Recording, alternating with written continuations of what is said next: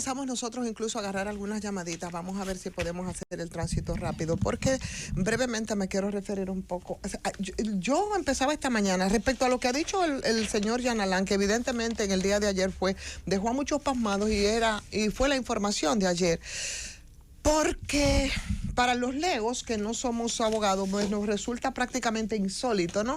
La solicitud que hacía el señor ex procurador general de la República, pidiendo que la PETCA le ofreciera disculpas públicas y que borraran de los medios de comunicación las noticias que se relacionaban con su nombre con la palabra Medusa, y que impongan sanción económica incluso a la Procuraduría General de la República. Eso es más insólito que los casos que le imputan a Yanalán de algunas actuaciones total y absolutamente en contra de lo que es la naturaleza y la responsabilidad de la Procuraduría General de la República.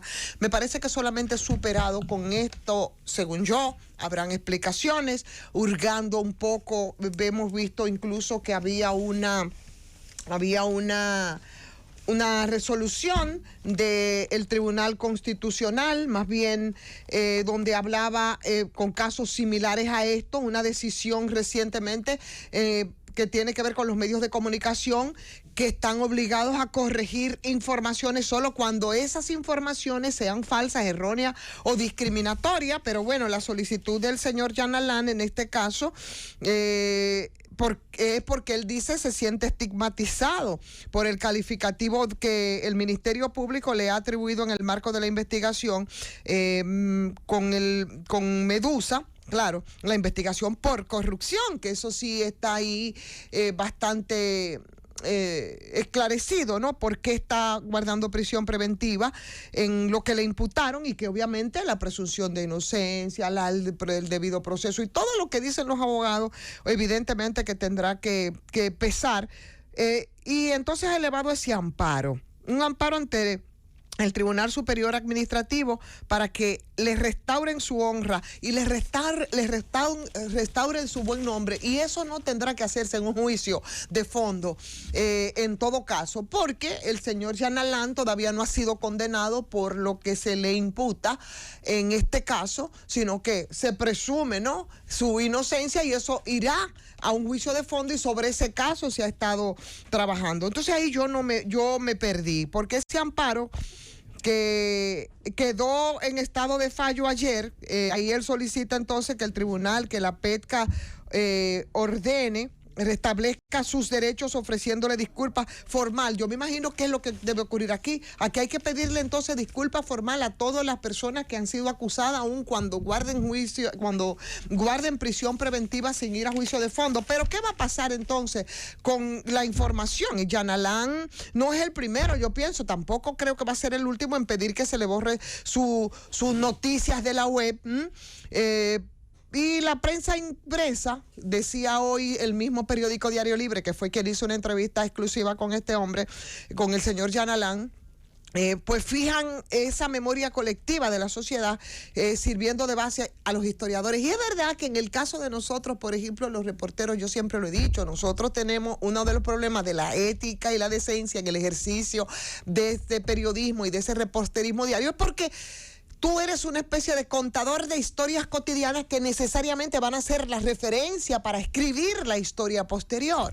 Por eso es que tú tienes que tener niveles éticos que deben cumplirse en ese ejercicio, sustentando tus informaciones sobre la base de datos, y diferente a lo que es el caso del derecho en este caso. Entonces, la memoria digital, ¿qué debe ocurrir? ¿Debe ser igual? ¿Debe ser diferente? El Constitucional, y ahí hace referencia de nuevo Diario Libre a un caso que fue planteado por el caso de Acento, y se cuenta lo que pasó con el diario Acento, que fue sentenciado por una jurisprudencia. No se borra todo lo que es verdad, ni se borra lo que sucedió. Y yo creo que esto nos ayuda a entender un poco respecto a la solicitud de Yanalán. Se borra lo que se informó de manera errónea durante todo el proceso, ¿verdad? O sea, lo que se demuestre que después de publicado no fue cierto. Entonces, ahí, en ese caso, parece, y lo plantea también arrojando un poco de luz sobre esta solicitud con mucha claridad Diario Libre, cuando habla de que ahí parece que afecta ese núcleo especial que tiene que ver entonces con la libertad de expresión. ¿Ok?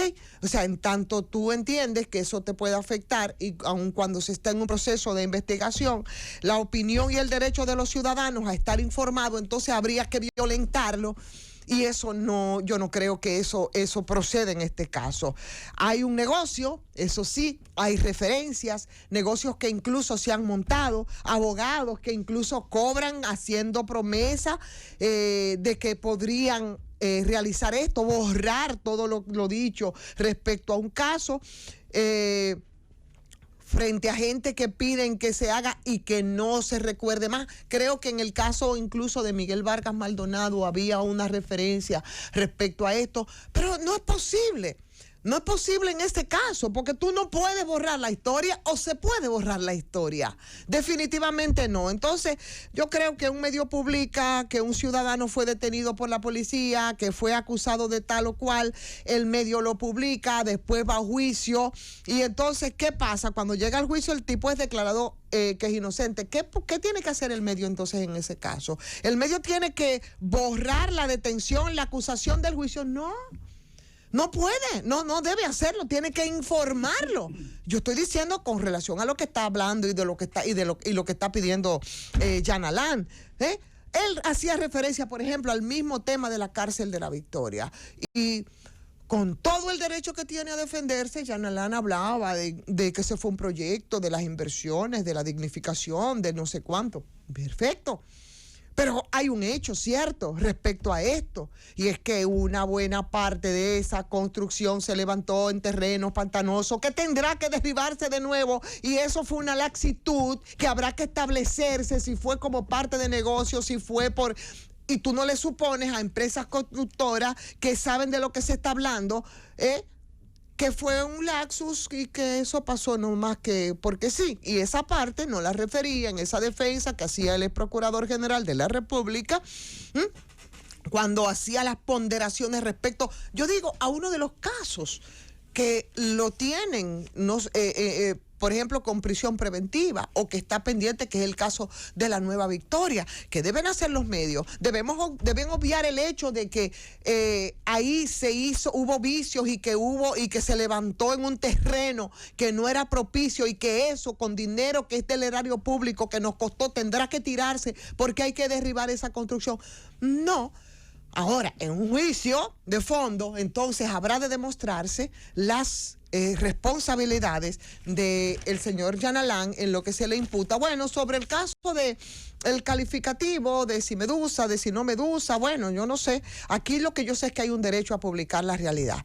Y ese llamado derecho es violentarlo, es tratar de violar, señores, y apostar al olvido, que eso, la verdad, no es posible, porque eso yo creo que sería entonces un trancazo a la libertad de expresión. Y debemos recordar que cuando el señor Jan Alain llegó a la Procuraduría General de la República, de las primeras cosas que impuso, que yo creo que de plano, por eso a muchos periodistas parece que se les olvidó preguntar, lo hacían en la administración pasada, ahora hacen un ejercicio, era de que cuando hacía sus ruedas de prensa, que bien podría librarse y haber mandado notas de prensa a los medios de comunicación, era que no se podía hacer preguntas, entonces no eran ruedas de prensa, y eso también es atentar contra el derecho que tienen los periodistas que cubren las fuentes a informar. Lo recuerdo, y entonces no sé por qué trato de hacer el vínculo con esto, porque yo creo que eso nos lleva un poco a que se coarte esa libertad de